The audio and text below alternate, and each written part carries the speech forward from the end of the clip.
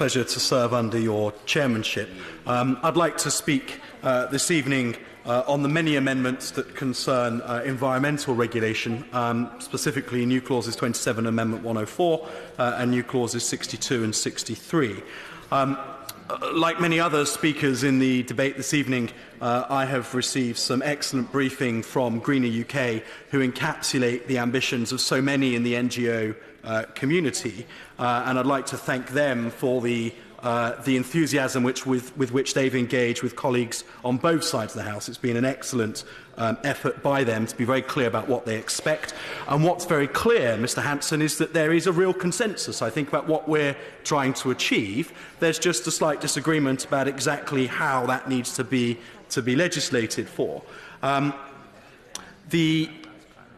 I think sort of the key, Mr Hanson, is that people on both sides of the House, I hope, irrespective of what they think should be done to the withdrawal bill, would congratulate the Environment Secretary on the excellent commitments that he has made in recent weeks that have shown very clearly that the ambition for environmental regulation after Brexit is not merely to maintain the status quo, but to take UK environmental regulation somewhat further.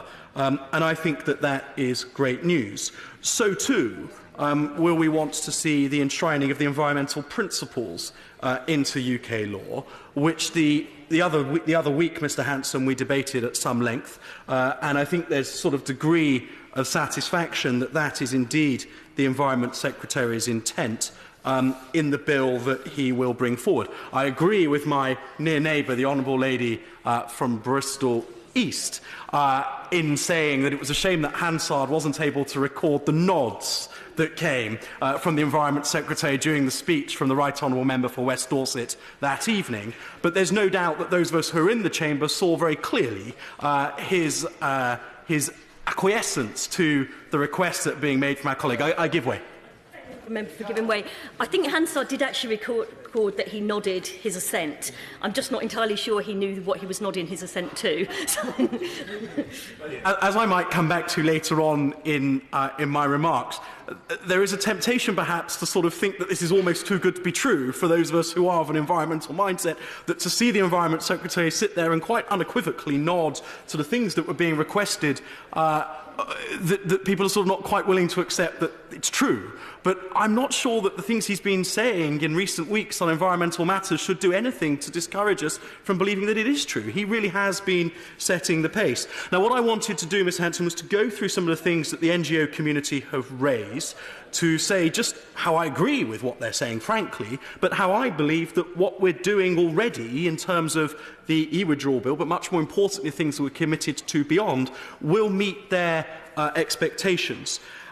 The concern that they've expressed over the governance gap is entirely true. There needs to be a new body that will enforce the regulatory standards that we put in place. There are significant powers with regards to our environment that are being vacated by the EU, and we must urgently make sure that they are allocated either to existing or new regulatory bodies. Those bodies must be independent, they must be accountable, they must be accessible to the public who are seeking redress, their processes must be transparent, and they must have teeth to hold government and others to account.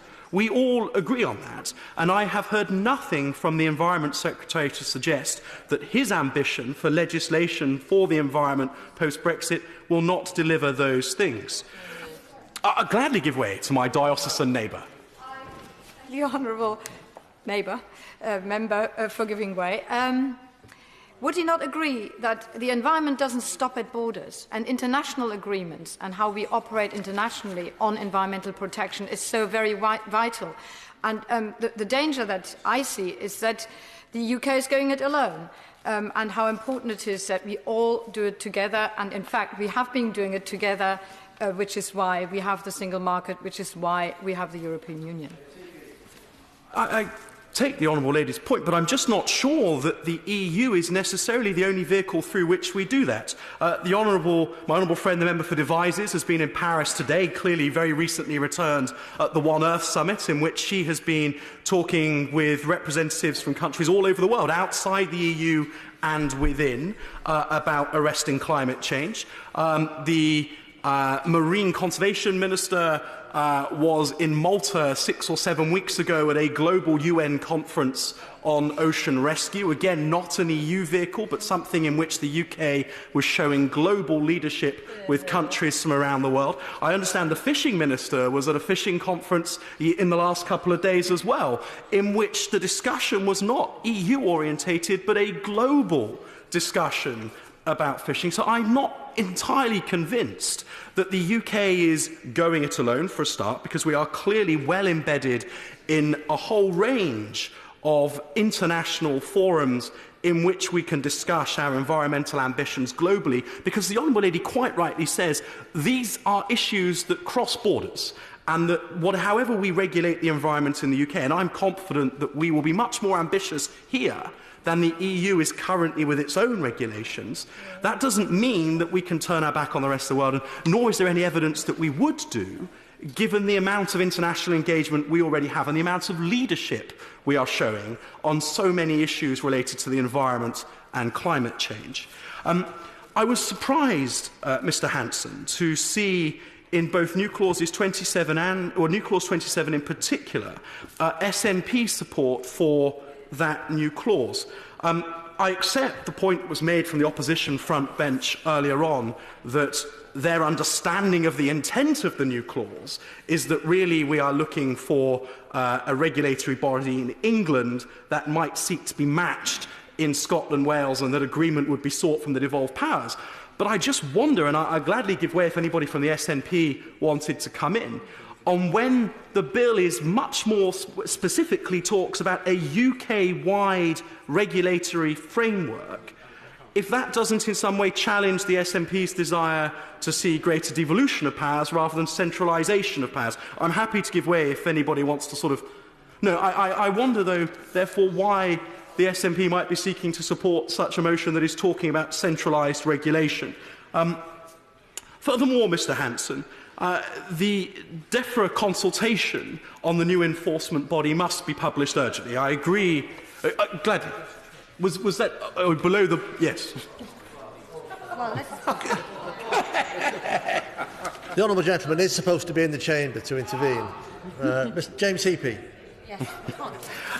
The DEFRA consultation on new enforcement body must be published urgently. I agree with the NGO community there, and I think that members on both sides of the House will want to encourage the Environment Secretary to do exactly that. And I agree that our ambition should be that the new parliamentary bill to establish this new body and to make clear what the UK's environmental ambitions are post-Brexit should be passed through this Parliament by March 2019.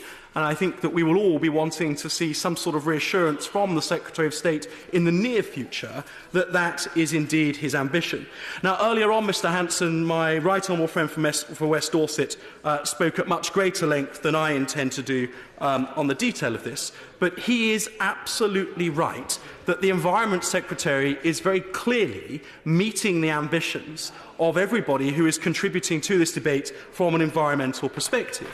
There may be people who are choosing to put their fingers in their ears and to say that it cannot possibly be so, and seeking to manufacture disagreement where there is none.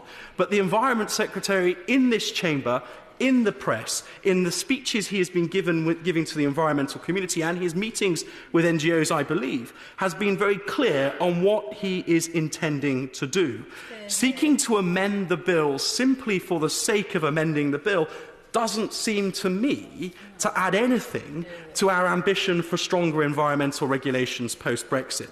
I think we can be very confident that this government is leading us in exactly the right direction when it comes to environmental regulation. They are going far further than the EU currently does. And that is the key point, Mr. Hanson. What we should be doing is seeing current EU regulation merely as the floor for UK environmental regulation post-Brexit, not the ceiling. And I'm confident that the Secretary of State has every intention of doing